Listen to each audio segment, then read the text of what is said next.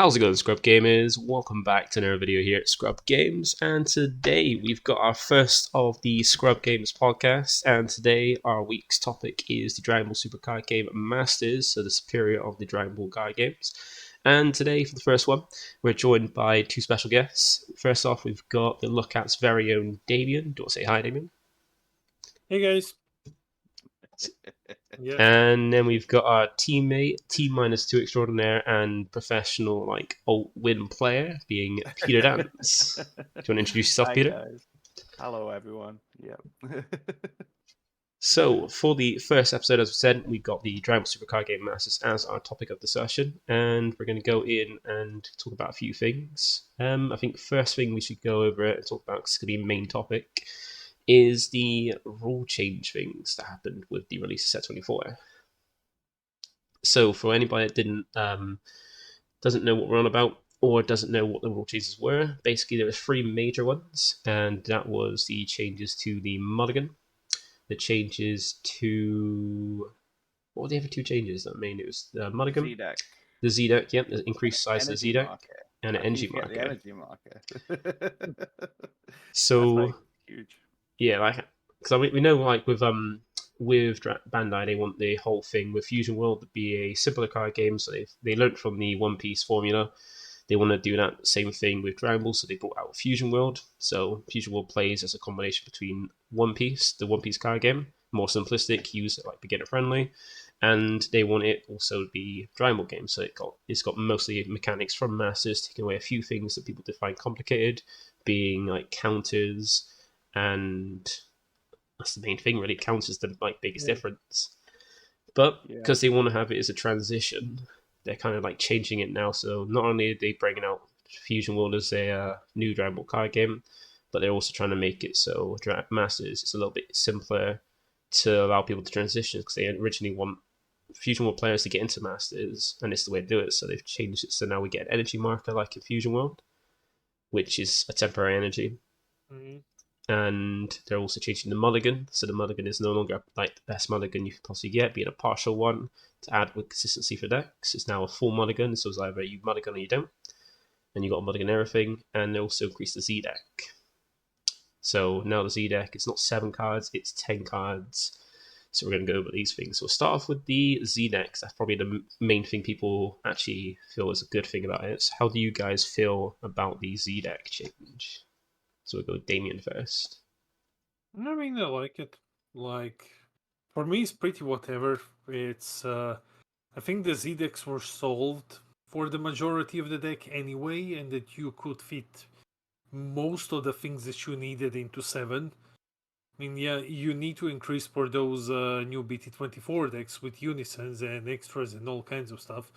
But I think that... I think it's an okay change. I have built a couple of decks. Didn't really feel the change that much, at least not on my end. It's okay, I can add one more Broly, one more Gigantic Meteor. Okay, cool.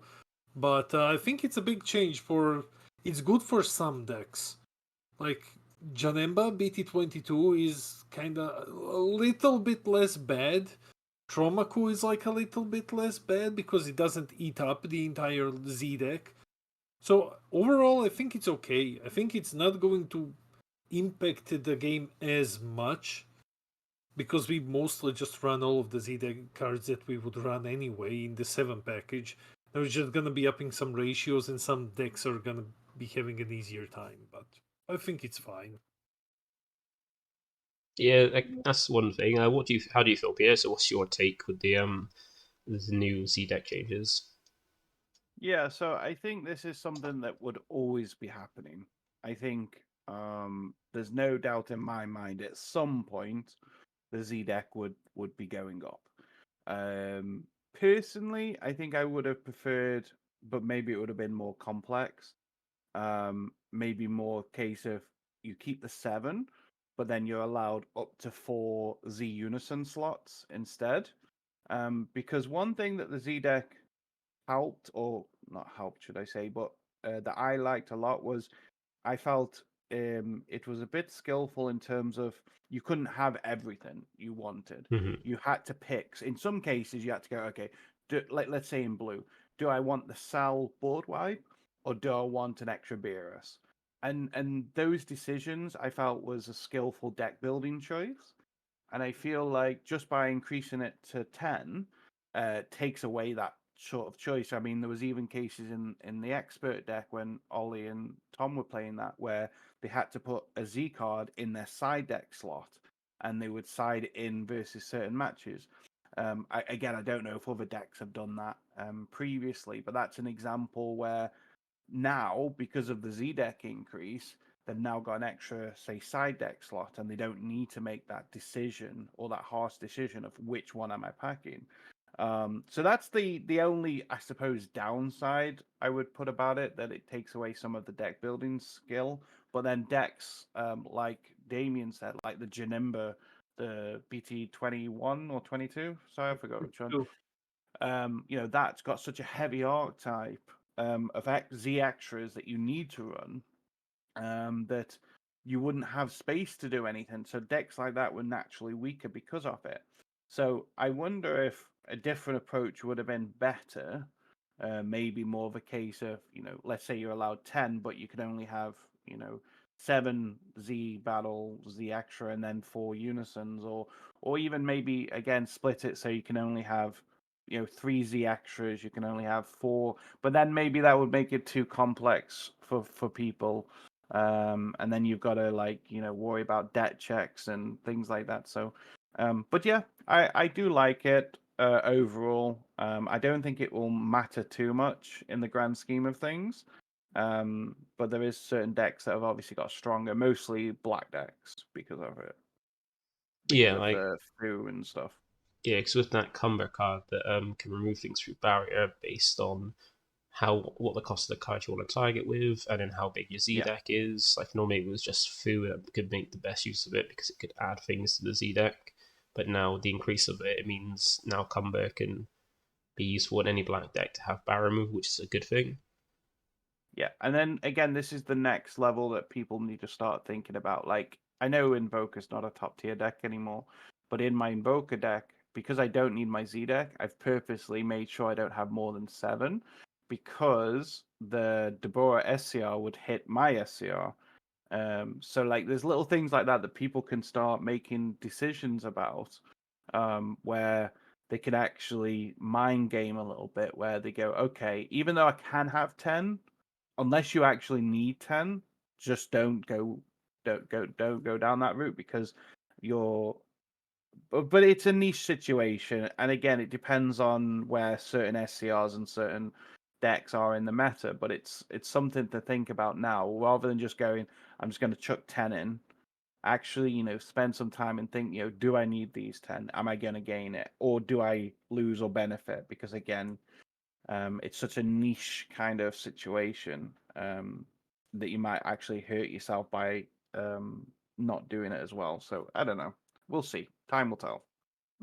Yeah, because it does make sense from like a just a game perspective that it would increase size, because since we're adding every single kind of like type of card you can normally get in the actual main deck, now make it into a Z version. Like already we know there's a ton of cards you can play in the main deck. Like sometimes you can't even decide if you want to go 50, like between 50 to 60. Sometimes there's too many you want to include. And now with the Z deck, with more cards coming about, more types of card coming about, like 7 is quite tough, especially when Bandai want to make it so much types. They have to focus on their archetype stuff with the Z deck and not have generic stuff. So the Z deck is automatically taken up by like 5 cards minimum just to function, leaving just 2. Whereas like other decks that don't need it can have all these good generic stuff and not have to worry about that. So it makes sense, really, that the size, it wasn't a bad thing, increasing the size. It was like a natural progression. So like that's the nicer thing in the rule changes. Yeah, it's definitely was going to happen at some point. Yeah. It's just how they implemented it is the thing that is up to them, really. But yeah, I don't think we'll ever see it more than 10. Like, potentially the only exception. I mean, I don't think we'll ever see counters in the Z deck, and I hope even though I play control, I hope we never see counters in the Z deck, and I don't believe we ever will. But so I think at 10, I don't think it'll now move. Yeah, I think don't it'll see stay it. at 10. Because we have all of the card types anyway, so Yeah. We have everything, and there's no reason to be more greedy on certain things. So I think now it's at 10. It'll stay at 10 now. Yeah, because there's no other card type. That's like Z Unison is the last kind of card type added to it, and it's just come out, so it'd be a few sets we get of it. Yeah. And by the time we finish the They'll move away from the Z, Beast. yeah, because this is the kind of the Z boost block, isn't it? Like no, the Z extra block. So once we finish this, then it'd be a new mechanic, which hopefully won't put another chunk of the player base out of the game.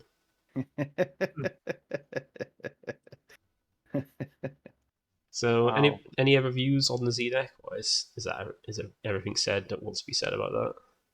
I guess the only thing to add is, I mean, it's not so much the actual 10 card limit, but I do think the Z mechanic is one of the best mechanics that's been added in a while. I like the fact, I like how, but I will say I liked how Bandai implemented it in terms of bringing it back to its core of comboing. Whether or not it's balanced or not is completely separate, but I actually, because when it first came out, again, I know it's rabbiting on, but obviously we were scared that it was going to be like Yugi with their like extra deck. But I think the way Bandai did the Z deck was incredibly well overall. So I will give them a bit of praise in that respect. I like it personally. Yeah. like okay. It's Garrel Doom. Mm-hmm.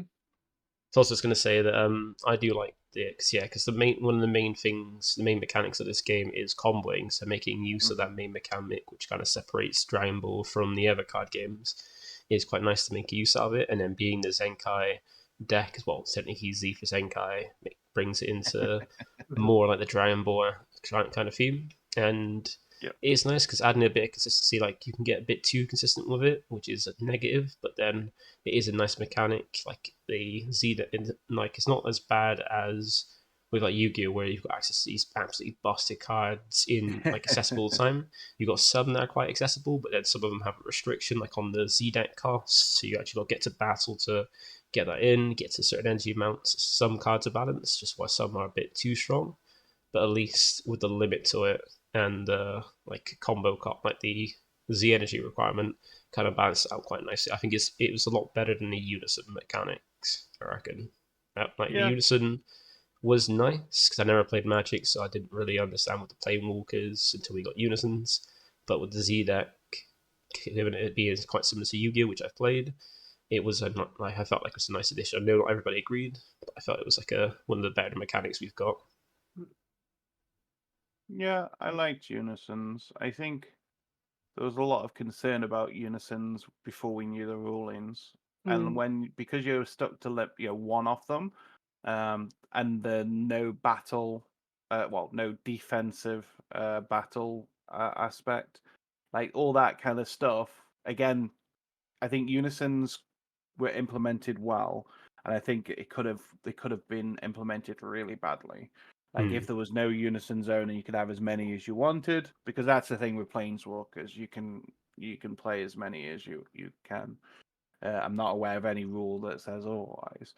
But then it's like again, there's no defensive combo. So if it's a 15k and you're swinging for 15, you're taking off a marker, and because in some cases the markers are actually really speedy, especially when they're +2 and things like that.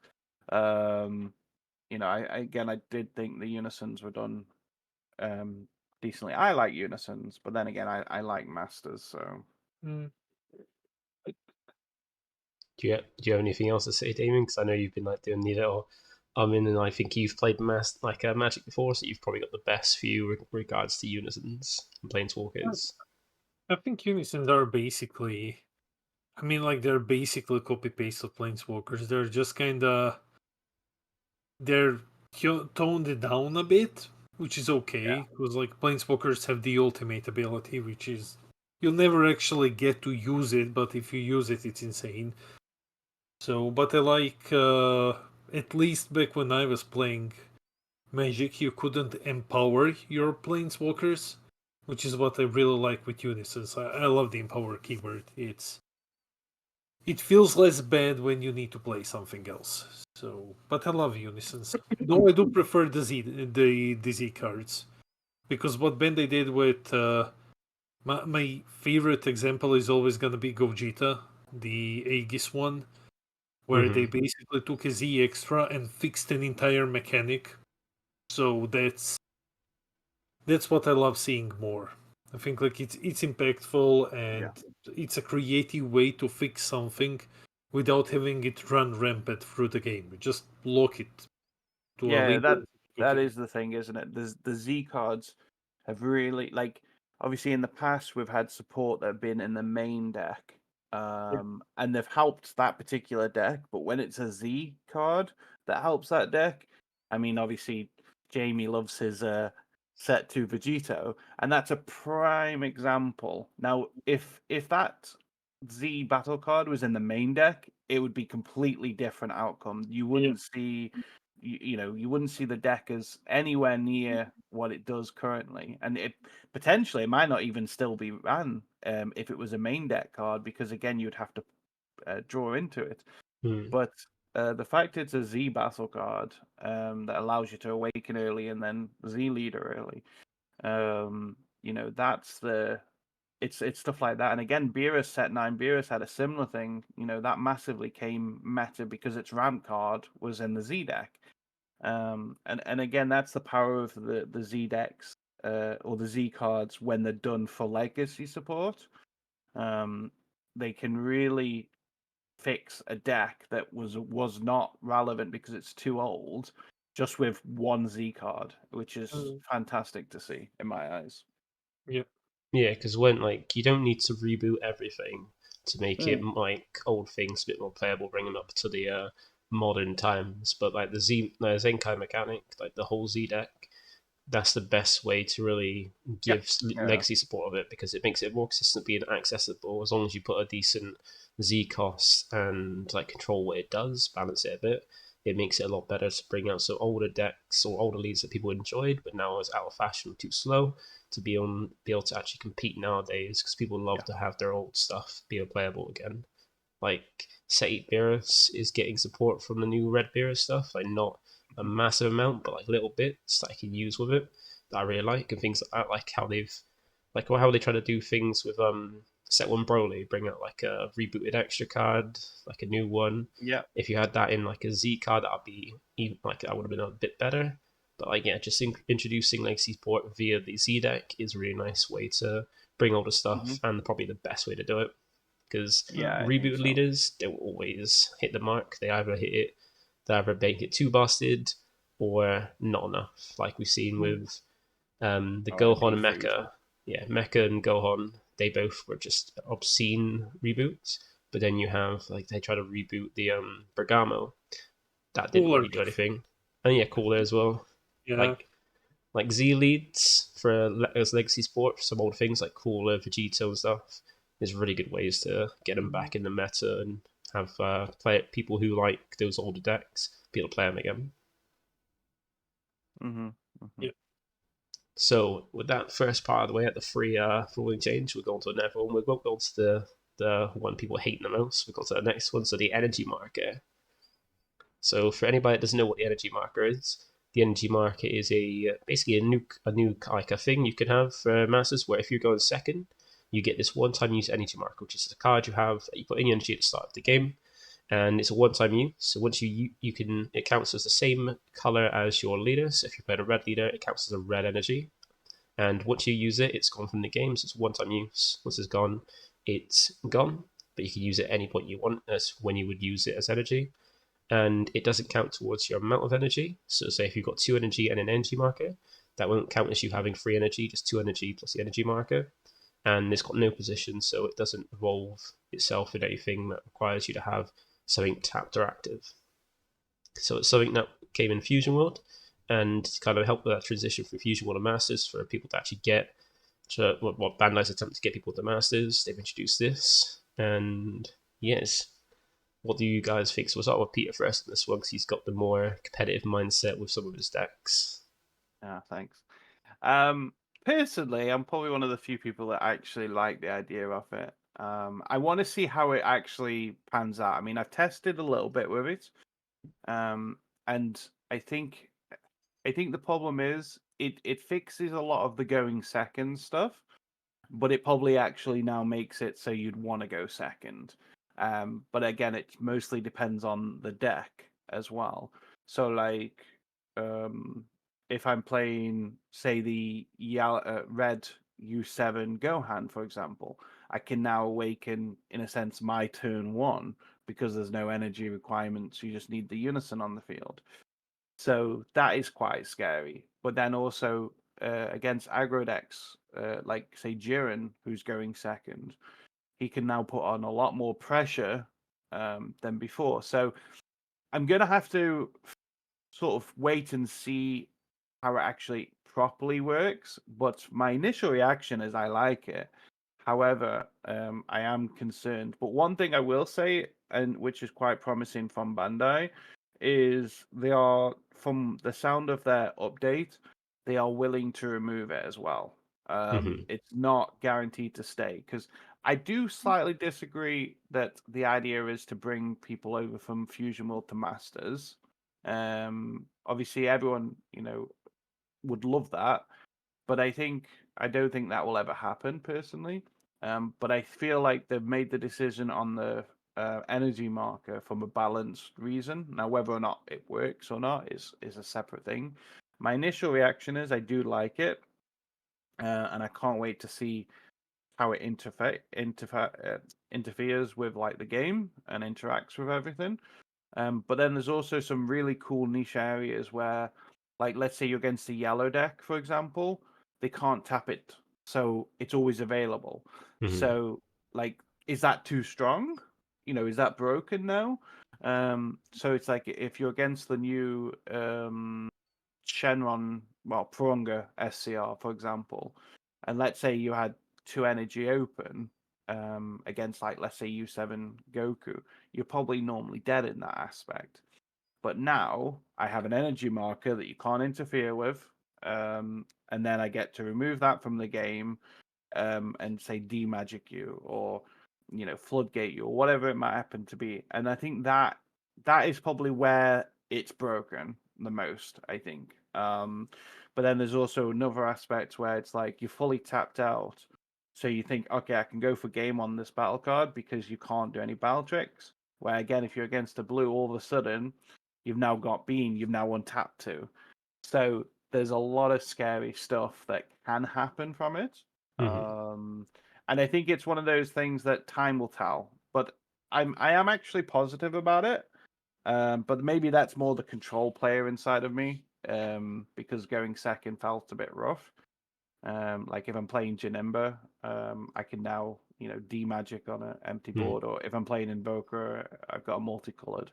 But I am concerned about aggressive decks having access to it as well, like Jiren. So yeah, we'll see, but I'm positive at the moment. What about you, Damien? What's your view with the new energy marker for Masters? Yeah, I'm complete opposite. I think it's fresh. I think it's. I'm trying to look at it from a different perspective. My perspective is that free ramp is banned for a reason. That every single piece of free ramp in the game ever got banned. It's the game. If it came up with like set 6, for example, I would say like, okay, fine, let's experiment with it. But like we're in set 24, the game was not designed with energy marker in mind.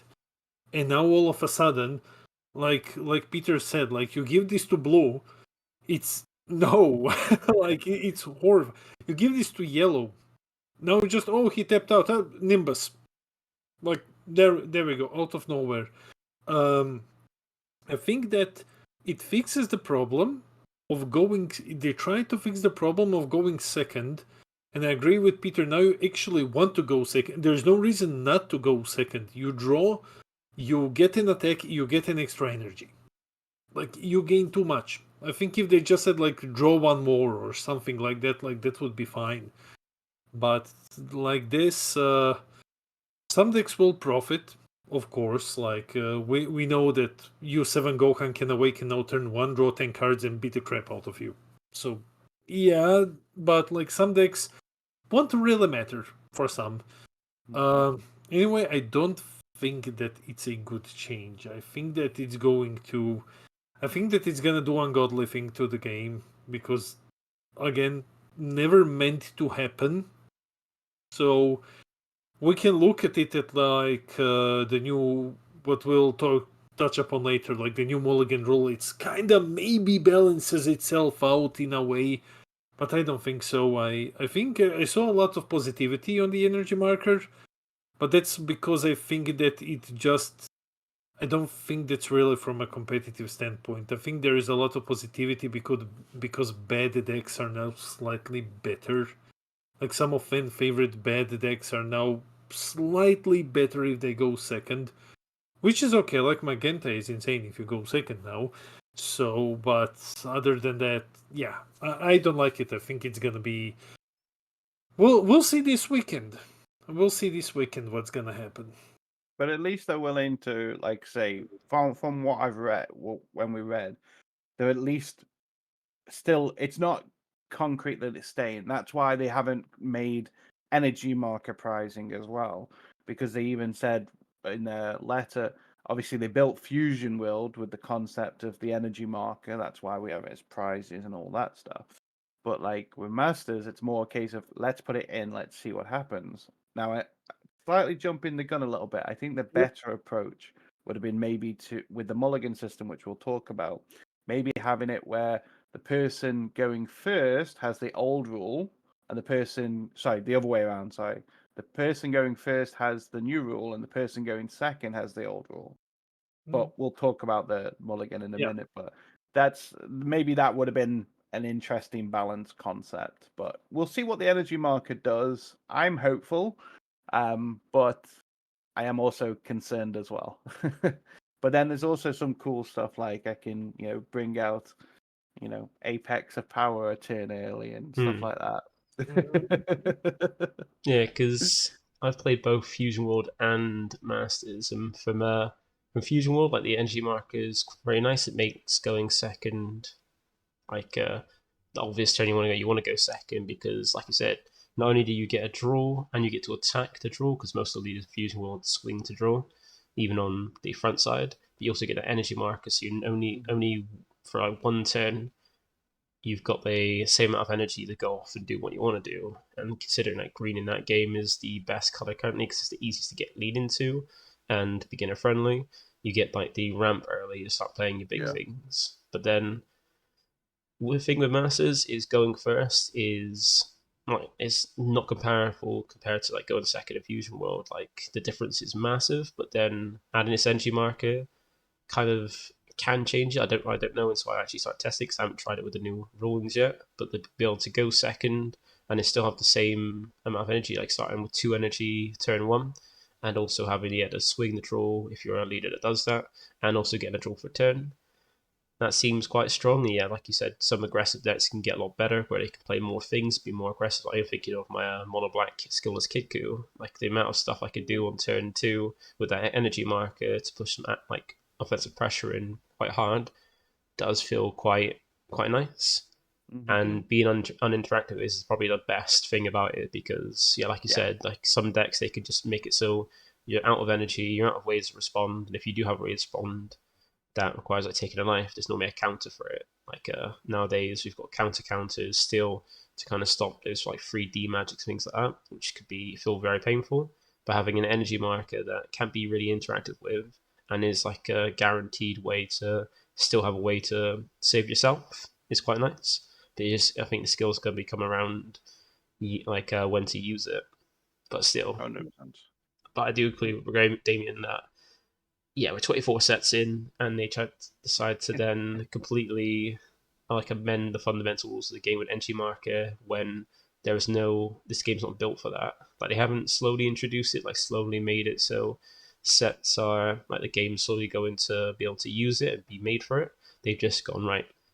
Let's try and like from my view, it seems more like they're trying to make it as their like goal, like how they originally said their goal was to make Fusion World an introduction to Masters by having something more similar, like more things similar with Masters to Fusion World to transition in, rather than just a way to balance it. Like I never agree with what Bandai says. Like I always feel like it's like you can smell the bullshit from their like statements. They just put it together stuff. Like have you seen with some statements they've had about why so it's been banned? You could just smell the bullshit from that post. Yeah. So like the whole balancing thing, that's just a cover for the fact they just want to transition people more than they do want to keep this game balanced. Yeah. And honestly, I think like as Masters players, I think we would be more would be happier if they just said like, hey guys, we're making an active effort to bring in more people, than to just say, oh, it's balancing reasons. And you're like, dude, like, Yeah. I would love to hear, hey, we're actively trying to bring in more people to the game, like to keep it alive. Yes, please. But yeah. Because at this point, it feels like Bandai just feel like if they lie to us to say like what they're thinking, they're giving us what we want to hear, I'd be more open to it. When all we want is the honesty of like, oh yeah, like when they had Fusion World just going, yeah, we can't. It doesn't seem profitable to bring a Masters client, so to try and like we love the success of One Piece, we're going to put that kind of like recipe into a new Dragon Ball game and put the client for that because we're a business, we want to make money, and also that's working more rather than just go it's too complicated. Like rather than lie to us, we rather than just basically like be truthful, admit why exactly why, and that would like alleviate the kind of hate towards them as well. Because then we're a bit like we are annoyed, but then we're happier they've actually been honest with us about it. Yeah. So, and that brings us on to our third and final bit of the ruling updates, and that is the mulligan. Just thinking about it makes me feel sad. Oh, yeah. Well, yeah. So, yeah, I think we're just, I think we're spoiled with the old mulligan. I think that's the only reason we're angry, because we're spoiled. Like yeah, no I agree other with that. game really has that type of mulligan.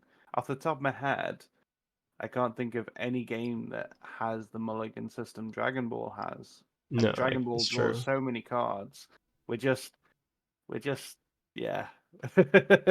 So, for anybody who's not really like 100% up to date on what we mean about the mulligan, so with the Dragon Ball Super card game, it has a mulligan.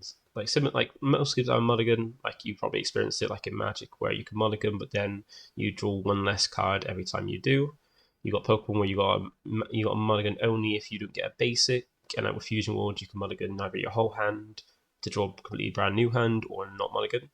For Masters, it's probably the best, like the absolutely best way to mulligan, where you look at your hand, you pick out cards you want to keep, and any cards you don't want to keep, you put them back in the deck, shuffle up, and draw the same amount of cards you put back. So if you wanted to keep 3 of your 6 card hand, you keep those 3, you shuffle the rest back, and draw another 3 cards to keep your 6 card hand.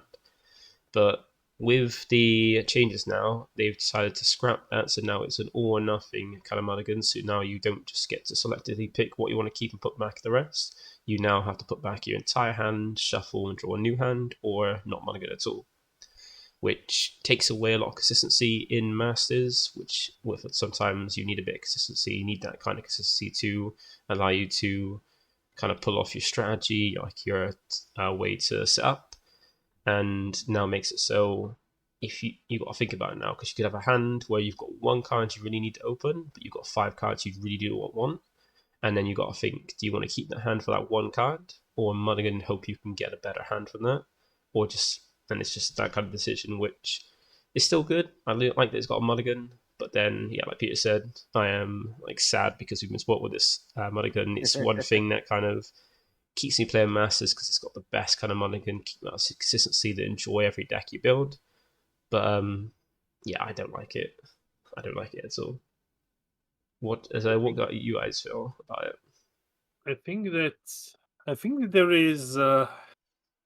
there are a couple of things that need to be looked at regarding this mulligan. Like, I don't like it. I hate it. But I think that first, it makes all of the leaders Witch Tutor infinitely better. especially the ones which don't need to swing. Like, for example, Android 21, just regardless of how I feel about the deck, just get whatever looks okay hand to you and then use activate main to get the rest. Like that's fine compared to, I don't know, something that has to attack to draw, and that's it. So like that leader, Trunks, my Fu, Go Bros, all of these are like hyper consistent even without the mulligan. But I have like two big problems with it. The first is that yeah, it hurts a lot of decks. Once again, because the game wasn't designed with it in mind in the first place, and now we just have to play your fusion decks now and pray to get free cards that you need, like pieces and the fusion target. Play anything with high synergy. It doesn't draw a lot. That's awful. But one thing that I'm most concerned about, and I think that we will see it this weekend with the regionals, with Perfect Mulligan, our games were like over 35 minutes long. And now almost sometimes we go to time. And now what happens when both players get hands which basically break the deck? I think it's just gonna make longer games even longer in some situations. And like both players just mulligan hoping for something better and they both break completely. So that's the part that I'm not happy about, because I can see some games just extending even longer because you just can't get your deck going. No, if it's for both players, then yeah, if it's just for one, well, tough luck, I guess. But I don't like it. I don't think change the deck building is actually a solution. I don't think that adding the one cost generic tutor that like looks at top 5 and does something that another card in the deck also does is an answer for this. I just think that, like with energy, if energy marker made bad decks better, this one is just gonna make them worse. Like, yeah.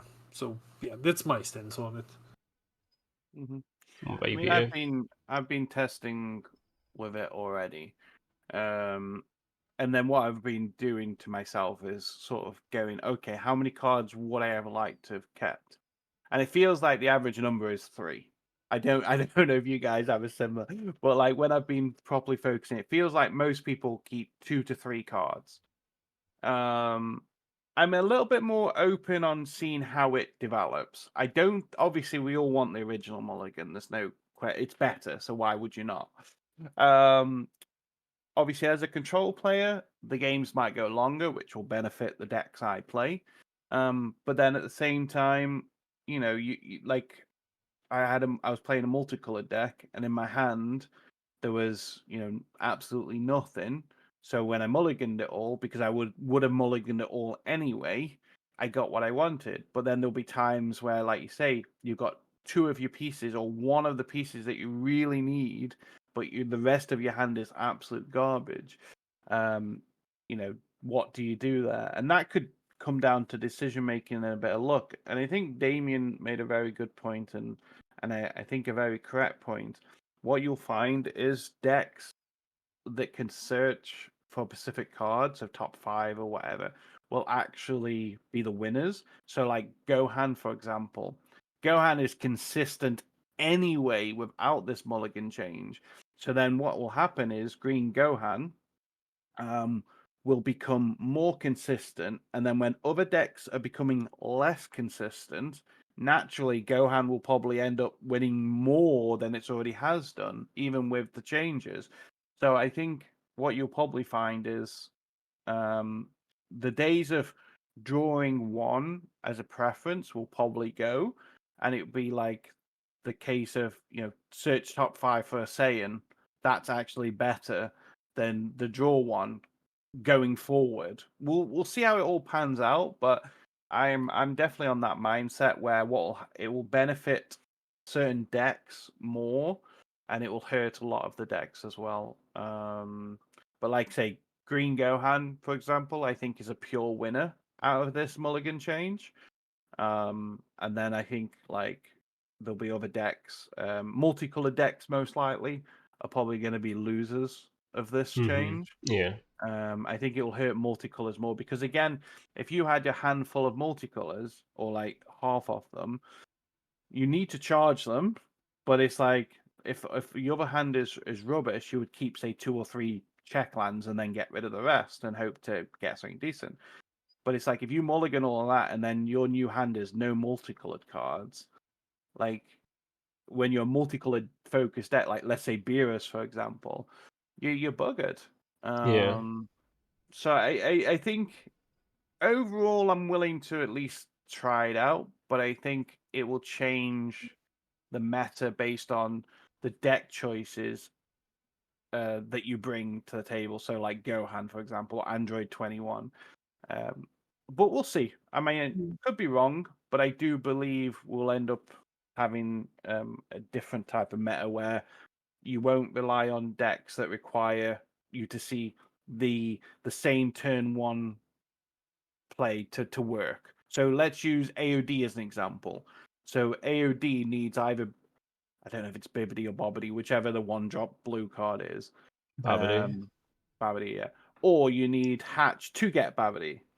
Now, before, like say, decks like that might now get penalized because before, let's say you had one in your hand and then the rest of your hand was absolute trash. You could keep that one, get rid of the rest, and actually get a decent hand. Where now, I know I kind of already said it, but you're now forced to be like, okay, all this is trash, these 5 other cards, but I need this one card to actually function. So, like, what do I do here? Yeah, Maybe like you could argue that's a good thing, but I don't think it is. well, it's like you said, like Babidi example was a good example because say you've because there's different ways to play the AOD. Babidi, you have a hard casted Babidi, which requires to have a blue card charged, Yeah, or you play that's Hatch, true. which then doesn't require the certain specific energy and plays straight from the deck. So say if you do draw into Babidi and 5 other cards, if none of those cards is blue, you've got your what thing you need to set up Yeah, turn one, but that's you've a got good no way to point. play it. So Yeah. then, at least with the, as you said, with the consistency of the mulligan, putting the other 5 back, trying to get a blue card or maybe get a Hatch with it, so you can go, okay, charge the Babidi, use Hatch to find it, could help with the consistency. But now taking that away means that some decks that are more like roguish, like more rogue decks that are quite less consistent and need that mulligan, are going to die out a little bit because we've lost the mulligan that helps consistency to make them even playable. And I think it will change deck building as well. So like where before you could get away with, let's say you 1-drops, you could maybe get away with having 3/3 if there was 2 lots of 1-drops because you knew you would be able to either mulligan for them or get them within a reasonable amount of time. Mm-hmm. And I think it will change the way we deck build a little bit. Not much, it won't do much, but like where before you could be like, oh, I can get away with, let's say in the Gohan deck, you could get away with 3 of the Vegetas and 3 of the Trunks, for Mm-hmm. example. Now you'll again, I could be wrong, but I would like to think now you'd 100% have 4/4. You wouldn't even consider going down the 3/3 route. But time will tell if that's correct. But that's my initial reaction, that it will force you to have certain choices because you have to be more consistent. And also on the same side, I mean, I'm a fan of going more than 50, but I know some of my teammates are not. So I think with the mulligan change, it will force me to be a lot more stricter on getting to 50 cards as well. Yeah. So I think it will change deck building personally. Yeah. I think good stuff decks will just get better now.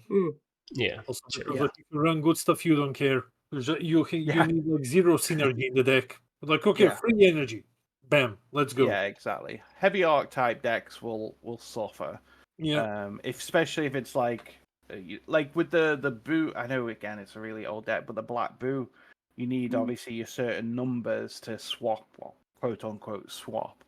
Where I think it was set 9. No, it was set 8. No, set 9. Set I think 9. it was. Best set in the game. And then again, whether or not you'd mulligan is a separate story, but you need certain pieces to swap into stuff. And again, like I could imagine Swap Freezer from like 3 sets ago. I could imagine he's hurt by this as well because again, you need certain pieces. Like if you had a 1-drop and a 3-drop, you'd keep them and maybe get rid of the rest. And I think decks like that get hurt passively. But we could be wrong. Time will tell, as I always say. All I can say is I've tested it so far. It's not really affected me a great deal. But there has been times when it's like I really would have kept these 3 cards. And I think for anyone out there that's testing it or want their own opinion, just think of that. Just every time you play, go, okay, how many cards in this hand would I have wanted to have kept? And Yeah. probably the answer is going to be 2 or 3. And that shows, I guess, how powerful our old mulligan was. Because if you're willing to keep half your hand and get rid of the other half, then it kind of shows, how spoiled we potentially were. Yeah. And that's the even thing. Like the reason they gave behind it was because what was it? Like I think it was that it gives it a bit too much consistency. They were talking about the Z deck, weren't they? That's why they were No, I talking think it about. was. I think it's with the. I think they added like about the reason why they amended the mulligan was because of the it made decks like a way too consistent. I swear they I talked think about that might have been Z the deck as case. well. Mm. Yeah, I'm just bringing it up now. I think they said that some of the decks are way too consistent. Yeah, because like some decks do get way too consistent, but then it really helps with some of the other ones, like the ones that aren't. Let me see if I can get it up a minute and see if exactly why. Because I swear it was. Oh, here we go.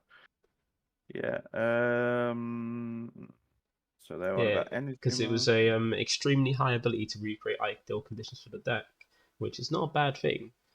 It's not a bad thing to make it so like you have the ideal conditions to start the game, like get into the way, like setting up to then try and win because you want to try and win. But I don't see it as a bad thing to then take it away.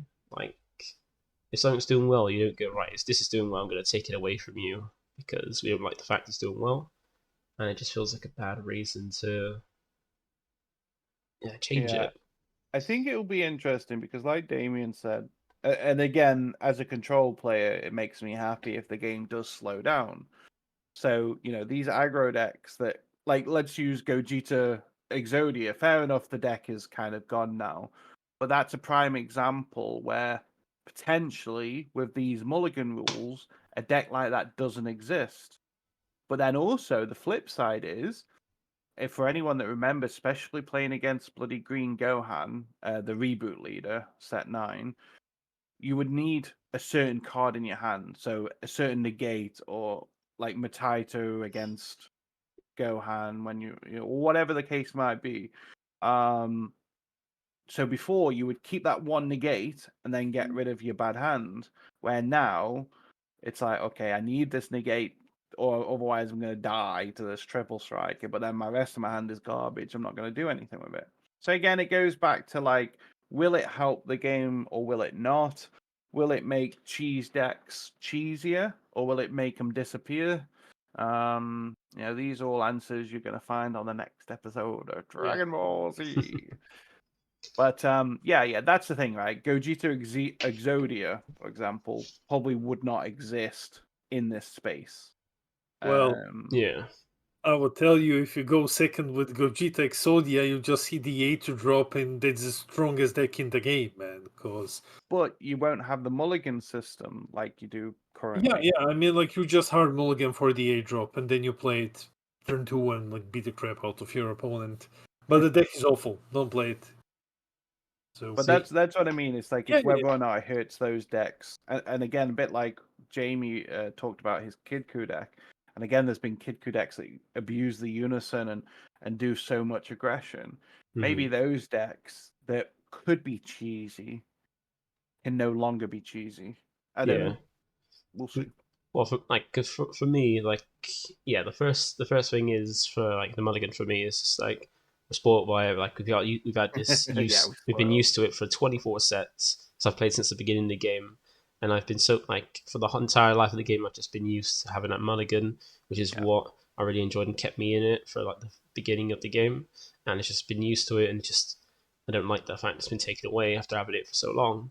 But then also most of the decks I kind of play are more like off meta, like rogue decks, like Vegito, King Cold, and things like that. More like ones that have quite a few working pieces to actually function.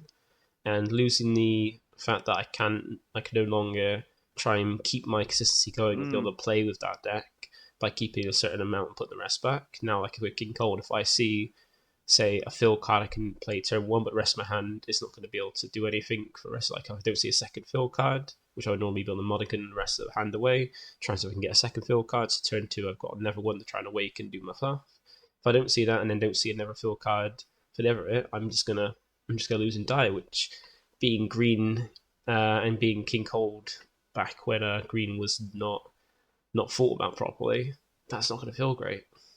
Like for rogue decks like that, they're like that. Like most of the rogue decks are ones that people enjoy and like to play casually or even like take to competitive effects to try and do well in the current meta. But taking this mulligan away just hurts more of the like roguish decks than it does to any of the meta decks that people already hate anyway. Exactly, and that's the thing. I think you make a good point. Stuff like King Cold, for example. I mean, I've played King Cold as well. Obviously, not as much as yourself. But you're right. There's been those turns where you look at your hand and it's like one field card, and then the rest is just like set up. Let's say you had 3 unisons in your opening hand and a field card. It's like, okay, I don't want this many unisons. Yeah. So now it's like, do I risk it? I mean, in theory, you would hope that your second hand is better, but then what happens is before you would have kept, let's say you would have kept 1 unison and 1 field card for argument's sake. Then you get rid of 4, and in theory, you hope the 4. But even if the 4 was trash, you've still got a good start. Where now you lose that. So yeah. I think, overall the general consensus, I think, from what I've seen so far is like the Z deck change is welcome because it's just a natural progression for the game. The what was the? I already forgot what the other ones are. Energy marker. The energy marker is not too bad. Like it might be a bit too good. No, like completely, because even though like going first is quite good, and like going second with energy marker kind of take like the difference between being way too strong on first, way too strong on second. It can change. That can change quite a bit of the balance. Considering Dragon Ball Masters is not really made for the energy marker, and like you said, it seems like it might not be a permanent thing. They're still wanting to see if it actually like what the impact it make. That is like mixed feelings, and in the Mulligan, I think the majority, just like most of us, they dislike it. But it's more from like we've had that so long, and we're kind of spoiled with it than like then it's like not a good thing. Because the main thing is we still have a mulligan. That's the thing. Like after playing some games without a mulligan, or like an optional mulligan, it just feels so bad. But like so, the benefit is we still got a mulligan. Just we've lost the mulligan we've all come to love and had with the game since any of us started playing it. Mm-hmm. No, you're right. I think that's the problem, isn't it? It's like with a lot of things, when they've implemented them, I feel like they've again, we can look at like stuff like Unisons and even Z deck. Sometimes, obviously, they always seemed the worst, and then once we start playing with it, it was like, okay, We'll get used to it, basically. yeah, and we like it or whatever. Like I still like Unisons. Obviously, I like I wish there was more variant of them, like maybe more mill options or whatever. But I wish they did a bit more with the Z. Sorry, with the Unisons. But we'll see what happens with the Z Unisons. Maybe make some more interesting mechanics. Also hoping for maybe having some Z unisons that can help out with decks that require a unison to be able to awaken. But given it's the first set, we haven't got it for the ones that want it. But maybe down the line, after the next set or the set after, we might get some of those kind of options once they see how it we see how it impacts the game. Yeah, definitely. Yep. So that's covering like the main impact that Dragon Ball Masters has had, being those rule changes. We do have the upcoming meta as well, and we've got some regionals coming up. We've got coming up this coming weekend, we've got, how many is it we've got? Is it 3? Like, it's 2 in person and 1 online? There's 3. Yeah. So there is the online one by the new French TO. No, that's next week. No, but this is for like coming up next weekend. Yeah, Weekend next coming week. up. Yeah. Oh yeah, because Saturday. Sorry, Yeah. yeah. Ignore me. Sorry. There is the live one in France and there is the live one in Spain. So there's 3 of them on the Oh, same does France weekend. have a real life one as well? Yeah, it has Yeah. on the same day. All of them are on the same day. I think the online one gets moved, but doesn't. Are move they much. all on Saturday or Sunday? Because I think the Sunday online, is the online. yeah, the online Yeah. one's Sunday. Yeah, they used to be all on Saturday. Yeah, so we've got, at least we've got something to watch for each day now. But yeah, it is a shame that they put multiple on the same day. Like, I felt that when we had the Cardfest events, when we had 4 in the UK, and they decided to put 2 on the same Yeah. day. That was like, I I think don't that was understand that. London and Nottingham, wasn't it? Yeah, I London think. and Nottingham were on Yeah. the same Saturday. So we had like Leeds and Nottingham on the same weekend, being like Saturday and Sunday. But then they had the not only Nottingham but London on the same day. So you had 3 in one weekend, 2 on the same day in different cities. Yeah, I'm just having a quick look to see if there's any other events on that isn't part of Europe, because I think I saw something about Australia's got one. I think, but not next weekend. No, Australia does have one coming up, but I don't think it's the same weekend as these other ones. I think Australia is not next weekend. I know we're not streaming it, the live one, so I don't recall when it is. But then That's even though we've got these regionals coming up within the next week or so, we still have no fucking clue what we're getting from it. Like, we've got the online, like on their website, like little pictures of what we're gonna get, what we could expect. We have no idea because it's so small, the pictures so blurry. We can't see what the effects are, so we're playing with things that we have no idea if we want, if they're good, if they could be chase cards, if they could be trash. There's also, It feels sorry bad. to interrupt. There's Sorry. also one in Oceania next week, Saturday the 23rd. Mhm. So yeah, there's one in Oceania as well. Or on the same day. Yeah. That's 4 on the one weekend. That's just Yeah, that's genius. Okay. Yeah. I mean, like, I don't mind 2 different regions having on the same day, but one region having 3 events on the same weekend is kind of. Well, technically, France is not Europe as far as Technically, the France is game's not Europe. concerned. Yes. Technically. Different continent. Yeah. But at least with However, at least with the ones in the same region being Spain and France, at least they're on separate days. Whereas if it was both the Spanish one and the French online one were on the same day, that would be so dumb, so yeah, dumb. but the problem is, because obviously I speak and shout out to the lovely people in Spain that I tend to talk to. The problem is a lot of them are traveling for the Saturday event, which is obviously in Spain. They're not going home for Sunday. Well, some will, I'm sure, but like the thing is, it's still like in the UK. If we were traveling to a real life event, generally speaking, we're not going home until the Monday. Yeah, Because we stay there Saturday and then either Sunday's top cut or maybe it's whatever. But a lot of the time, and especially if it's a nice place, you'll go for the weekend. yeah, And obviously in Spain, everywhere is going to be nice. So, and again, depends on traveling and what have you. But this is the problem as well. So I know some of the guys in Spain, they're going to be obviously traveling to their Spanish event, but they're not going to come home and then play an online regional on Sunday. mm-hmm. So you then lose out on people. So even though it's an online one, and obviously the numbers aren't that great at the moment, and it will be down because you'll have players that would have played in it that are at real life events, and then all they do is hurt themselves because they then moan about, say, numbers or whatever. Yeah, because, fair enough, it's what it is sometimes with dates and what have you, but it happens so often. You would think that there was more communication between the organizations, but there probably isn't. There's probably zero communication. Yeah, and also within Europe as well, the biggest community for the European part of the game for Masters is the Spanish community. They have the biggest Yeah, of the European communities for Masters, and by I'd say having that. having a regional there, which then even though it's in the same country, so if you go into a different city from it, you're going to make use of the whole weekend. So that way you're not coming back at like midnight just to come home. And even then, if you did, getting up early to then go to an online regional, it's not like you're going to do. So taking away, Yeah.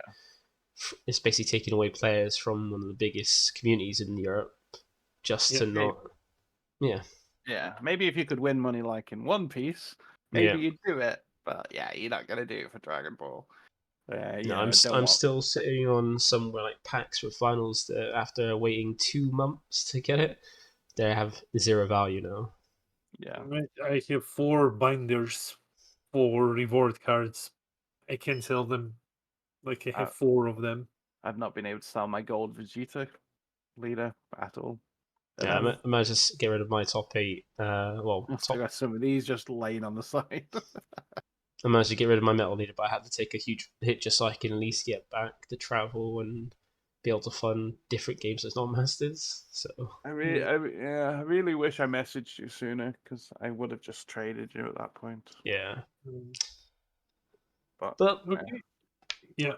well, that is the discussion bit of the podcast. Now we'll go and have a lovely tier list, and let's have a look at because we've got a new set coming out. So, I think it's already out for this weekend for the rest of the world, but for the UK, we kind of shipping to such a small island is difficult. So we're gonna go. To be fair, that's been delayed, I think, for One Piece as well. So Oh yeah, I think it's just Bandai as a whole. Because again, I've got a regional next weekend for sorry, not next weekend, the week after for One Piece.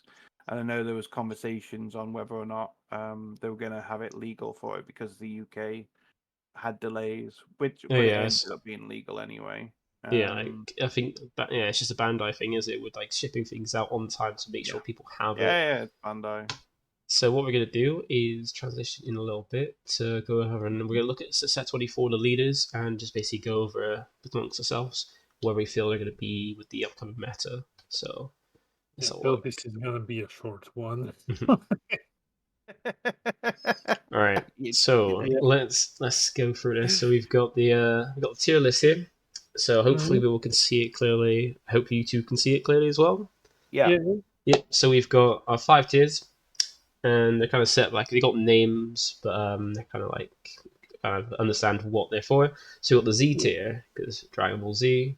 Yeah, this is the meta defining. So these are ones like how we've had previously for since Senkai really, but like Gogeta, Sin, decks that are gonna basically break the game or like be the center of the meta. You have to like think about these decks, how you're gonna combat them to defeat them. And then we've got the A tier, be meta impacting. So these decks that are going to be just A jumping in the meta, be ones that you're going to be part of it, be ones to beat, be ones that you expect to top often. Then we've got the B tier, being the potentially good ones. These are ones like the rogue ones we've seen, like decks that like Call of Mill would be a good example. Ones that won't always top, but then will be able to get a top and potentially win sometimes. And then we go to the lower ones being the C tier, casual level tier, ones that like fun decks, you'll probably take the locals, enjoy it, but you're not really going to take to a big event. And then we've got the D tier being the trash tier, like the Bardock level of trash in the game. So, should we go in color order, or do you have any preference in which one you want to go for? Just go in color order. Yeah. So, first one we've got is Vegeta here. So, I will say with Vegeta, right? I remember looking at the spoilers, and I remember looking at him, and I know this is the opposite to some people.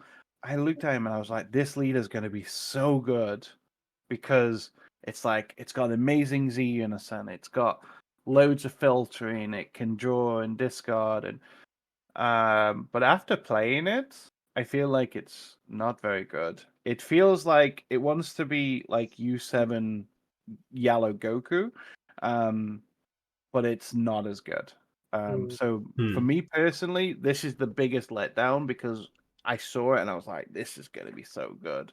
But I mean, fair enough. My build could be wrong or whatever, or more testing is required. But I think this is, for me, the biggest letdown for my personal expectation. So I'm gonna rate this. It's still okay, but it's quite low on the table. I don't know if you guys have had a similar experience or have a different one. No, I think this one is just bad. Like it looked when I saw the spoilers, I was like, well, it's cute. I usually don't pay much attention until they start to do the guides for the decks, and then I break down stuff in my head and on paper and play test a bit. I think this one is just plain bad. It looks like it wants to do things. There's no reason to play it in a world where like future Gohan exists or Pan or anything else. Like even the Unison is just kind of. Man, I love the Unison. But like it's a 20k double. Like, okay, sure. So I don't think that this one is. I don't think that it is complete trash. Like it's okay. I would put it in like casual. I'm like, okay, you can go, you can have fun with it, but I don't think there's anything really here. I was thinking casual or trash tier myself. I think it's Vegeta. I love Vegeta, but yeah, it's. I don't think it's going to be a good deck. Yeah, because when I've wrestled it, I thought it doesn't have any way that you don't like normally draw. Like, 'cause it's got no way to plus. But then I tried to look at like we've had decks like we've had Telepass in like set 7. We had the U7 Goku, which doesn't inherently plus. It just basically recycles. And I thought, yeah, just based on that and based on the other decks we've had, there's no point in just like writing it off just because it doesn't plus. And its archetype doesn't look amazing, but yeah, that Z Unison looks like absolutely amazing. But then it's just a generically good one. And Red with the whole like its introduction and interaction with Unisons is just chucking markers on it. Means that even though it's a Z Unison, you can't just chuck another copy underneath it to gain these markers stuff. It's got no plus effect. You can still keep it alive with markers and things like that.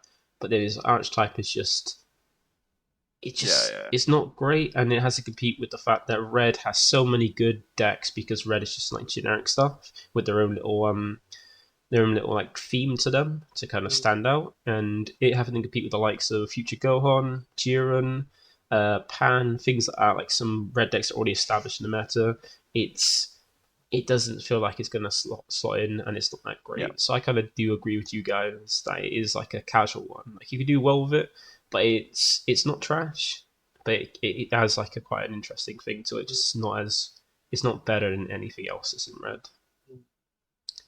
So at least we got the first one we can all agree on. That's a good start. So the next one we've got is Beerus. So this is quite an interesting one because it's another multicolor focus. I thought they were going to do that for every single color, be like a multicolor focus deck, but sadly we didn't. But then another red Beerus. It was quite cool. Like is bringing back the arrival and offering stuff for red yellow, which is I think one of the color combinations that is quite low on its actual unique skill. It's got a low power level, hasn't it? Red, yellow. Yeah. Overall, compared to, a lot of the others, like blue, red, for example, is probably arguably the strongest color combination. And it's also got built in the checkland thing, hasn't it? It's got a way to. So that's one thing that really should start doing with any multicolor focus deck. Or leader should have that kind of skill in it to help it with.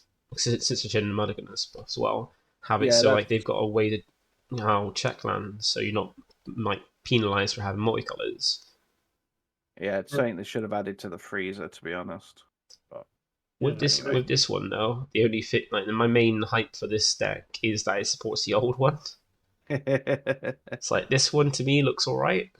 But then I'd rather just take the bits I can from this one and chuck it on the old one because I prefer the other one. And I think there's better ways for the other one to work compared to this one in the new meta. I don't think that... So Beerus, I've seen it played a bit at locals. I went through the deck at some point. But that was before the mulligan changes and everything, of course. Now, like, he has enough consistency on the front side for the mulligan not to really matter that much. Mm-hmm. But I don't think that it's that good. Like I think it suffers from the same problem that Frieza has, and that's like you will struggle in defense with this one, depending on what you're playing against. And I mean, like all of its effects are good. It's okay on your turn. It's fine. I don't think it's that good on your opponent's turn though. So I mean, it has some cool things in it. I think that if it were up to me, I would definitely say, like, if B is rogue, like, would this really be rogue? I don't think so. But I think that it's at least better than the Vegeta, you know? Though it's not a very high bar, but I think it's better than Vegeta. Yeah, I'd agree with Yeah, that. I was So, thinking potentially good tier as well. yeah, I'm not sure because I'm trying to think like if I could see like from the like from what it's got, what it has access to in red and yellow, if it could potentially top with what we've got currently and what it would be joining with.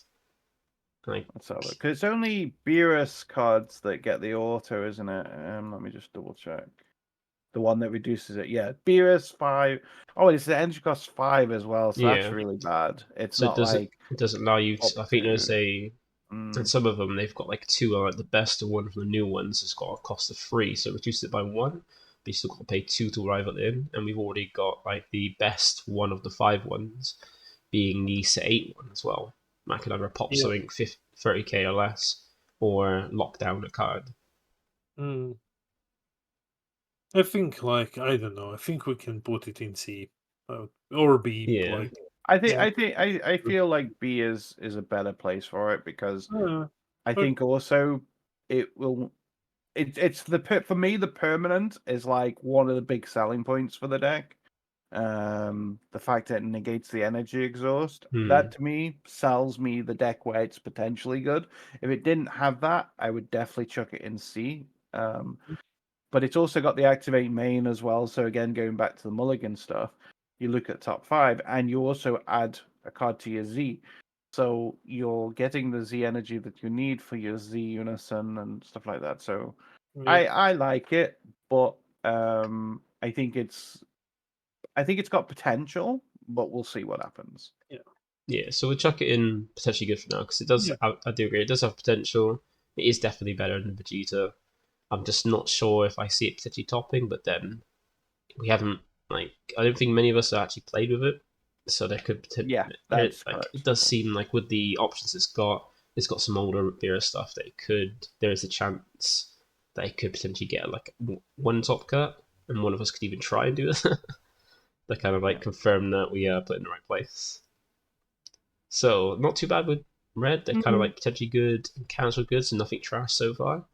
But then we move on to the blue ones. So the blue ones we've got is Tapion and Hirudegarn. So we'll start with the one I've actually seen conversations about, and that's Tapion, more regarding the rolling stuff. Like, so what is with the rolling with this? Because I know there's nothing in the archetype that moves cards out of the combo. So is it It's because the leader's second auto. Basically, because of when check marks happen for auto and for combo, Tapion literally doesn't do what the card says he does. So you don't need to send anything to the drop. You just combo 2 cards. The checkpoint for auto will resolve first, I believe. That's what the ruling was. Anyway, bottom line is you combo 2, you play 2. That's it. You don't need to combo more than 2 cards. Because of how it's structured in the rules. It's just worded very poorly. Yeah, because when I read it, I thought it was like there needs to be something in the combo to go, I'm going to use this effect to sack off a card from my combo so now I can play 2 cards from my combo. But then we didn't see anything like that, so I think a lot of people this is where Masters gets a bit grey area because like you look at a deck like U7 yellow, for example. Now, in theory, if you look at this, it's like, well, why can't I draw 5 cards a turn for the limit 1 autos? Because fair enough, the wording is slightly different. So I know it's not the same, and I understand the reason why that doesn't work. But for someone that perhaps isn't experienced, they can look at this card and go, why does this one work and not U7 Goku? Yeah. Because they're similar kind of timings. But anyway, Yeah. So I've not looked at any of the blue because I hate blue. So I'm going to leave this to Okay. you guys to decide. So Damien, if you want I to... have a lot of opinions on Tapion as well. Yeah. I don't know if Okay. you do, Damien. I think Debian is the best deck Yeah. in the set. Debian is absurd. Look at it like this: you draw 4 cards, It's 2 crazy. on your turn, 2 on your opponent. It's healing pod in one deck, in the leader only. Like that's insanely good. I think Tapion is absurd. I think Tapion is going to be one of the best blue decks going forward. Also, it's very aggressive as well. Yeah. I know Tom has had the pleasure of beating me up with it quite a bit. Mhm. And I'm a big fan, and the TP cards are good for the deck. There's a lot of crits in the deck as well. And obviously, crit is Okay. generally a great mechanic. Because the Harudagons that you bring out, the 3 drops, they have crit when you bounce back a Tapion. Because that's the thing as well. You combo with the Tapions, you play them, you get the effects, for example, and you bounce them back to your hand to give your other cards effects like double strike, or like the 8-drop boss monster gets double strike and 10k boost. Your Harudagons get crit, for example. Well, one of them does. The other one gets, I forgot what the other one gets. And if you, I'll just add, because I have seen people are up for it and aren't, but I think it requires more testing. But if you put like, you combo 1 from the drop with your leader, and if you want to go with the Unison, the androids one, you combo 1 from another card from the drop for free when an attack happens. So basically, you're just plussing 2. Each turn, you're just plussing 2. Like it's insane how strong this thing is. I think it's meta defining. I think it's by far the best one. It'll be nice to actually see blue back in the meta. Yeah. And I think Tapion, even though I will be the first to admit, but again, I'm for disclosure, I'm very shit when it comes to looking at cards before I played with them. I'm very bad for this. I always call things trash. And Tapion, I thought was trash. And Hirudegan, which we'll get into in a second, well, Hirudegan is a bit trashy, but Yeah. I was the first one to say, look at these archetypes, and I was just like, oh, these are trash. I don't want to spend my time. But I'm very much, I have to play with the deck to properly understand if it's good or not. And I can definitely say Tapion is a very good deck. Okay. Yeah, 'cause I would like to see blue be a little bit better, even though I hate blue. But I like to see more aggressive kind of blue, not the stally kind of I'm just gonna try and time you out kind of blue, which is my main gripe with blue. So Yeah, it's also my kind of way I play blue. Yeah, So we where'd just so- chuck him at the very top. Tapion is. so we're going with he's gonna be like break the game kind of thing for Tapion. Oh no! He's just the best. So I guess for this purpose, he's Yeah. A. So we're gonna be 8. So like, reckon you probably see some tops. Yeah. Yeah. And then Okay. we're gonna see. Hirudegan is just ass. Hirudegan is just bad. I think Hirudegan was better before the mulligan change, because the big thing that he can do is if you have multiple 6 drops and you have ways to restand your energy, you can just keep chaining them, DSRs, and then attack a billion times. Now you can't do that anymore because of the mulligan. You need like an insane hand to actually get your combo set up. So I think this one is just bad. Yeah, I think this is one I actually look through because I like Karuda, Nurion, like the cards in the game, because I like the green stuff and I like the original lot, but then there's no synergy between like the old stuff. That like good synergy. Like I was expecting to hopefully get a green Harudegan deck so we can have the old green stuff in the draft box, but now there's not much synergy with it, and it's all these Harudegan cards, and you can't really put them together very well. And a bit like what you said earlier, Jamie, I was expecting more multicolored. So I was expecting Harudegan to have multicolored support, which would then coincide with the old stuff. Yeah. But instead, they went in a completely different direction. Yeah.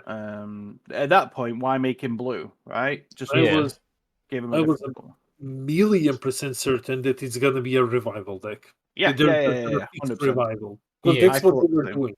Because especially since they had like from the first 2 lots of reveals, they had the good like most times you have the good guys and the bad guys as a leader. So like a good guy leader, a bad guy leader, and then it looked like they were doing the good guys the mono deck, the bad guys the multicolored deck, and they were around. And because we had Beerus first showing offering, which is the red, the red yellow key mechanic, and then they had the green freezer being green yellow, and then focusing on the successor, you think, oh yeah, right, they're going for the multicolors, they're going for their mechanics, bring them back. So Beerus is a little bit better revival and offering. Freezer's bringing back successor, and you look at Harudigon, you think, what's Harudigon been? It's been in green, it's been in blue. Maybe they could do that with like make revival a little bit better, like bring that back a bit. And even with turtles, like that's red, like green yellow, but they're still kind of bringing that back a bit. Maybe not successor, but never multicolored. Then they just go, yeah, that's it for the multicolored stuff. Let's just get to the mono again. And that just feels like a shame. Yeah. So Hero is trash. So yeah, nothing changes. All is good with the world. All is the same. Yeah. So yeah, I'd agree that Vertigon is trash. Like no interaction really, or no synergy with the old stuff, and even what it's done from what I've read, it doesn't do much. It's just like you put the good stuff in with a few bits of it, and then you just hope that your love for Vertigon sells you through. Goku though, controversially, I don't think that this one's going to be that good. See, I feel like this one's going to be quite nice because the fact that you can draw on both players' turn for being a +1 on both players' turn and being like a new generic good green leader, which we don't have outside of Gohan. Like I was going to put this in A tier. That was going to be my view. This could be like a one that you potentially see tops along with Gohan. My issue is that I don't think that the archetype is that good. I think that the leader is phenomenal. The leader is 25k base on your turn. That's insane. The blocker thing, I think that's cute. I think that the boss monster is great, but it's generic. You can just chug it anywhere. I don't see. I think like if Gohan is like the Z tier, right? I can see a world where you can put it in A, but I don't feel like it's better than like some other generic green decks. So I don't know. I haven't tested him with the new rules. I don't know how crippled or how okay he is with the new mulligan. But I just don't feel like this one. You know, if I play green, I play Gohan, or I play Trunks Mai, or I play Go Bros, or play like the good stuff ones. So I compare this one to the other green good stuff decks, and I feel like these just get way more. I think they draw way more, and all of Goku's best cards you can just chug in a different green deck. Like it's, I don't know. No, I think you've hit the nail on the head there. And I think with green, with the Goku, I think you look at the leader and go, "Oh my god, that's a crazy good leader drawing." However, to have the condition of drawing, you need one of your battle cards gain blocker.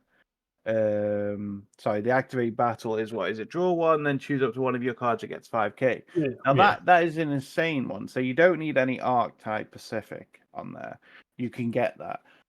And for me, this is probably where we have to maybe put it as potentially good because it's got the thing where the front side search is 4 or less. That is so bad. Like if we compare that to Gohan, which has no energy restriction, now 4 or less, all your boss monsters you can't search for. So that is, in my eyes, really bad. Obviously, there is some archetype specific cards, but whatever, right? However, the awakening condition is where it gets its value. Now, can it turn into a hand control deck, for example, where traditionally hand control most of the time is a 1-for-1 trade? Could this then break that concept of hand control where it's no longer 1-to-1 now? It's actually able to draw that many cards and then spend the one card to hand control you. So then all of a sudden, your top 5 that you're searching for, you're now getting the Kaiokens. I mean, no, Kaiokens are 5 cost, so it'd have to be... You get Raditz instead. Yeah, Raditz, for example. So, does it change to a hand control deck? So it's like Sal Surge wannabe. and you just ditch off the archetype. I think that's probably the way the deck will end up going. And you'll just forget about the archetype and just go for pure draw power, hand control. But I think the deck's got potential. I'm not. I think you can put it that it has potential, but I play like a concerning amount of hand control, and I try to turn everything into hand control. I don't think that this one has what it takes. Like, I think that we once more go like to good stuff decks, right? You can build both Gobros, Trunks, Mai, and Gohan as hand control, and both of them will just auto-draw Goku. Yeah. Just auto-draw and outvalue him. I think he's still potentially good. I think if Beerus is potentially good, then so is Goku. Yeah, because I feel like Goku is definitely at least potentially good. I feel like he can at least get a top in every now and then. I think he's a little bit better than that, because if you look at the generic green stuff, like green is getting a lot more generic good stuff.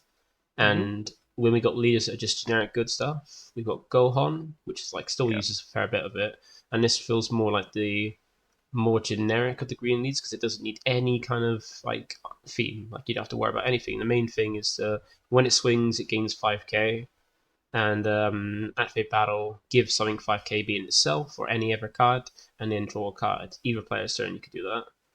And that seems quite good. Like, you're drawing in both players' turn, you're getting a big 25k swing at the very least on its own, and you can just chuck in all the good stuff, good C extra stuff, good like extras, good battle cards, and just make it a good green good stuff deck. And I feel that could be good, because like at least compared to Gohan's probably a lot stronger because it's still got an archetype that he needs to use, but the archetype is quite strong, so it's got that benefit to it. But then it's also very good at just being generic, like similar to Gohan. Just Gohan's got that edge of having better synergy and more like nicer synergy with its archetype. Because this does come with that 8-drop that's just board wipe for 4. That's quite nice. And considering you have to like swing just to get the draw, you could potentially combo and still get some Z energy going.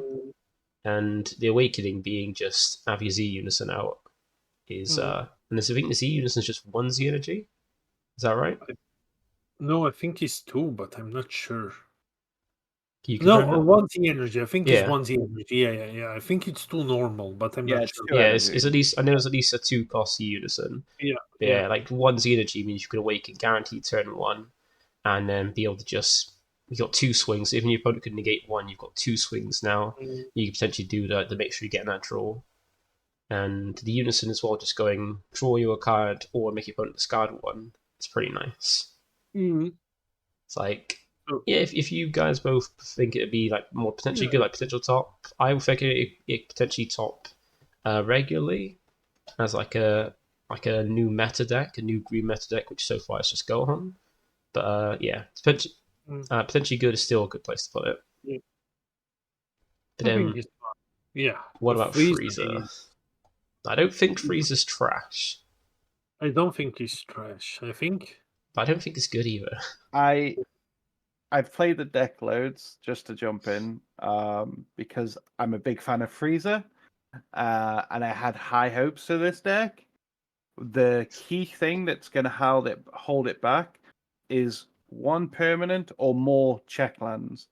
This is the problem with the deck. It's the charging aspect of it. Maybe there's a build that's better. Obviously, it's great that you got access to Bloodlust, Nimbus. Fantastic. However, the problem is the checkland situation. You only have 1 checkland in its archetype, which is the 10-drop that you kind of want to play in certain cases anyway.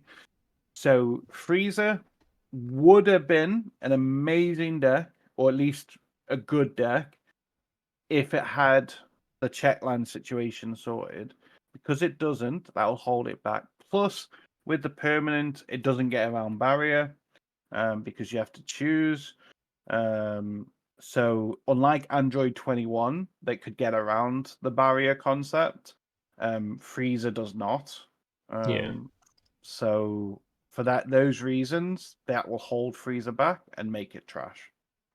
So maybe casual leader or D. I also think it's casual. It's better than the Vegeta, but it's like casual. So Yeah, which is a shame because I love Yeah. Frieza and I was looking forward to the deck so much.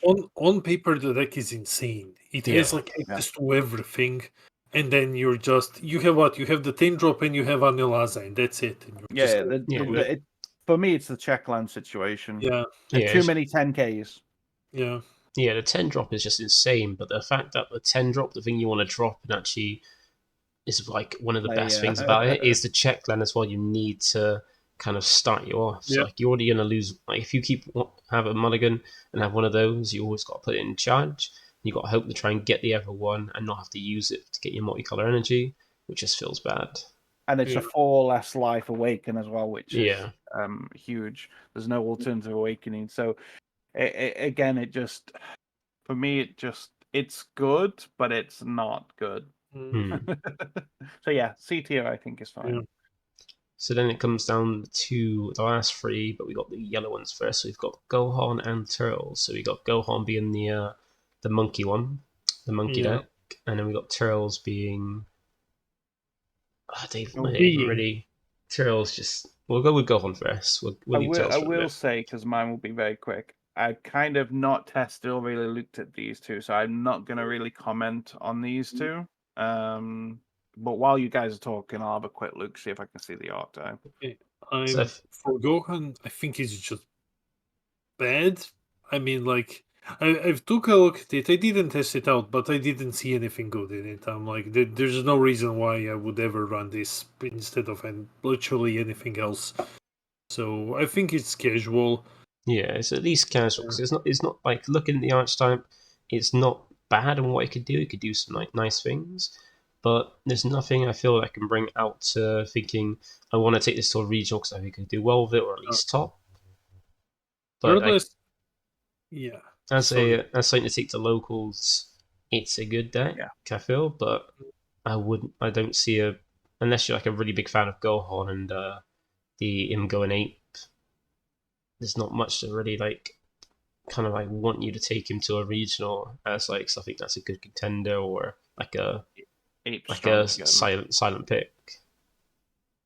Yeah, like little Caesar and Icarus there.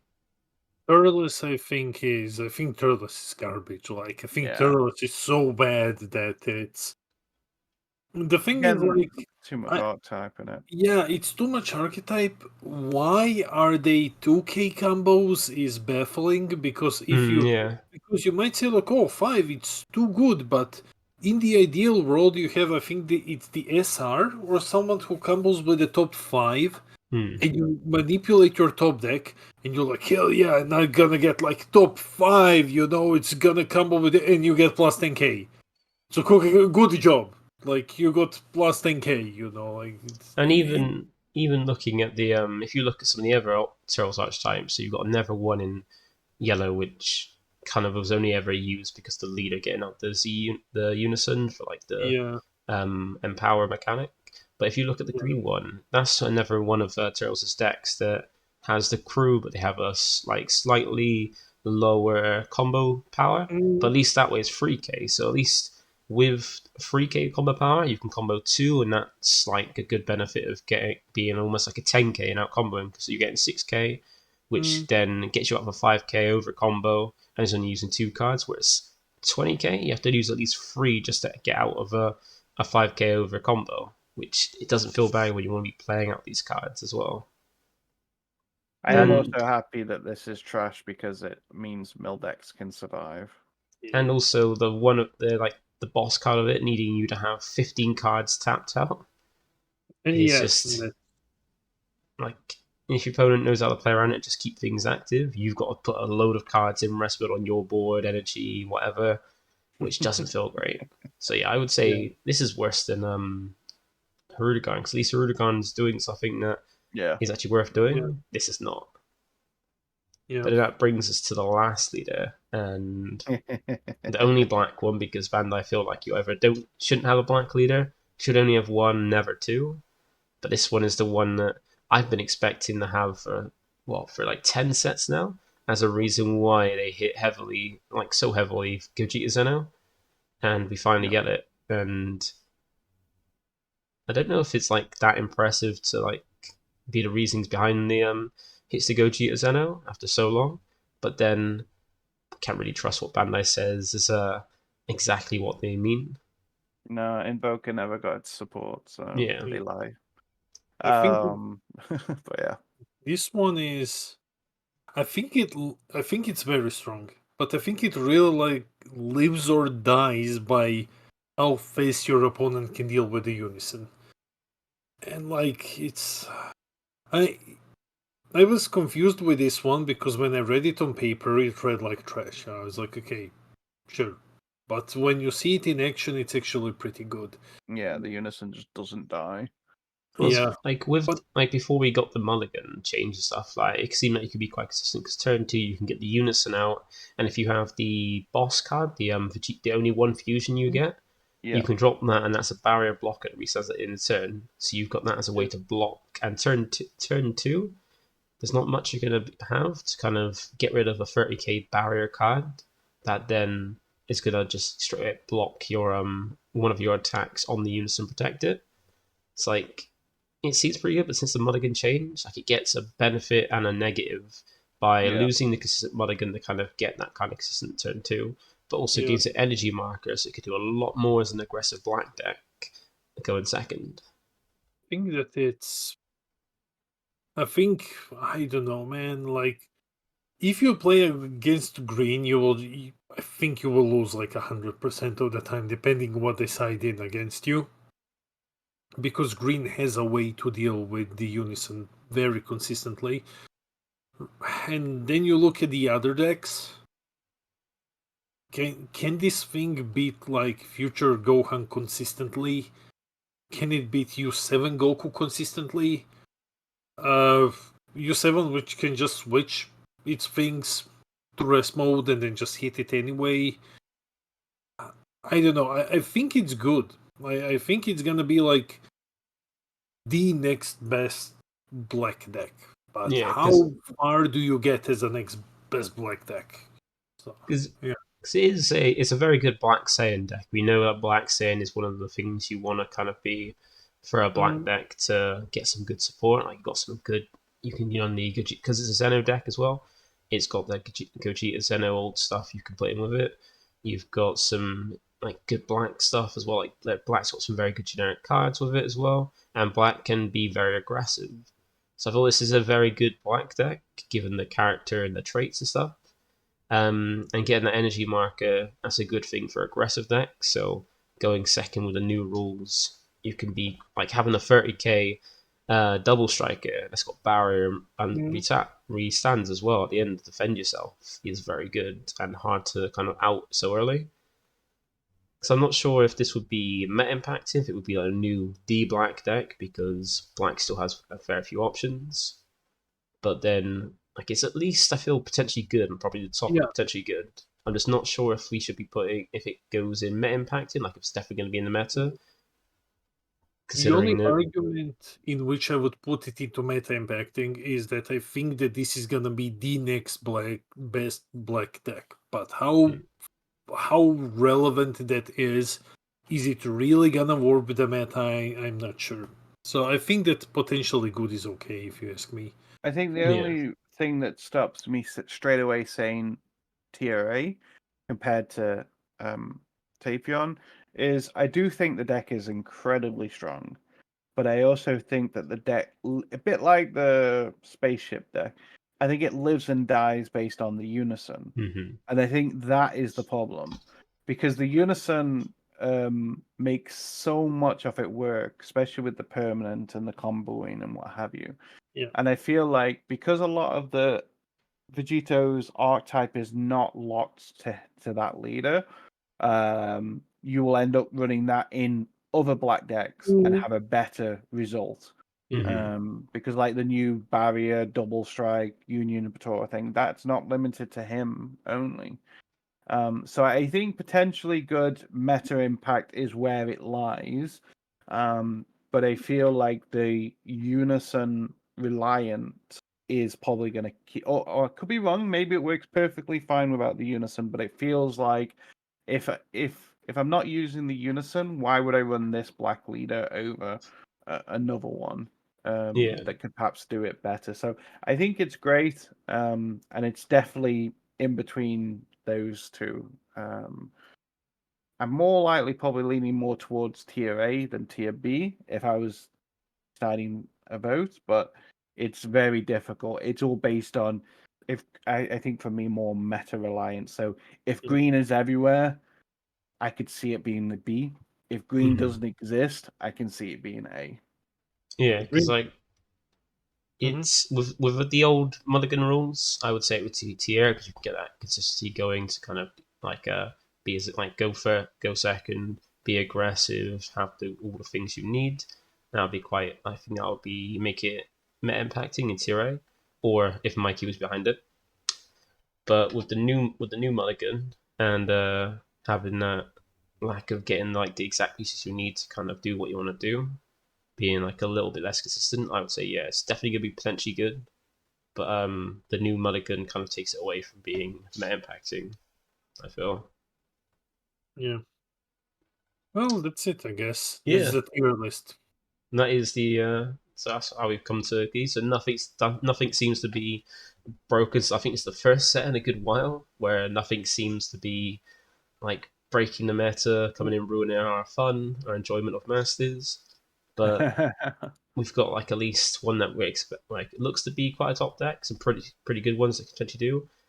More casual decks, and then unfortunately some trash just get straight in your bin when you open a box. Yeah. Okay. And I think we'll call that for the podcast actually, because we were going to try and get a game in, but I kind of don't want to leave it to be too long. And yeah, we've got a lot to do. Like it's still a game could take quite a while depending on what's played. Yeah. And also there's Invoker, so yeah. and also there's some events today to commentate. Yeah. So that's it. So hopefully people have enjoyed the bit discussion. Remember, if you've got any comments regarding like what was discussed here, remember to put them down below. We'll answer them as best we can to kind of respond and see if you might have different views than what we have. And also, if you want to see any specific kind of person on this podcast for future episodes, we're trying to see if we can get other people on as well to because other people's like there's more than people than just us that play the game still. So nah, it's just us. There's only one casting team in existence, and that's me and Demian. Actually, we're just casting, in a room, just in the other angles, and then when we show games, we just play against one another, and that's it. That is it. Because for this podcast, we're gonna come with the 3 games I play on my channel, being Masters, Fusion World, and Star Wars. So we'll go over that. But when we come to the next topic of Masters, let me know if there's anybody. If you just want to see Damian and Peter come back on, we could do that. It's absolutely fine. They're lovely to have. And if you want to see other people come on, maybe like switch it up and get different views on Masters with different topics, just put down below. But apart from that, thank you guys for coming on. And do you have any shout outs or anything you want to check out before we end this? I'll let you go first, Damian. No, just like shout out to you, Jamie, for having us here, and shout out to like the entire Masters community. Yeah. And also remember, if you haven't already seen The Lookout, like if you haven't seen The Lookout, you're watching my channel, you haven't seen The Lookout, then I don't know what you're doing. So like we'll have in the description box below. Go and check out The Lookout. Do cover the main things, like everything you need for Masters covered there. And also, if you want to watch any events, Lookout covers them every time. Yeah, I'm normally casting if I'm not playing in them. But no, mine's pretty much the same as Damian. I'm part of obviously Jamie's team. Team -2, baby. Best team in the game. Exactly, the only team. And obviously, you guys would have seen me casting with Damian. We cast so many events together. So if I'm not playing, I'm casting. If I'm not casting, I'm always thinking about Masters. So until it dies, finally. So yeah, that's going to end it there. So thanks guys for watching. Feel free to like, comment, subscribe to ScrubGames here, or even to Lookout as well, and catch us for the next one. So if you wait till episode 4 when we'll come back round our little cycle to Masters, or if you want to check out some other games, check out the next episode covering Fusion World next week. So thanks you all, and catch you in a bit. Bye. Bye.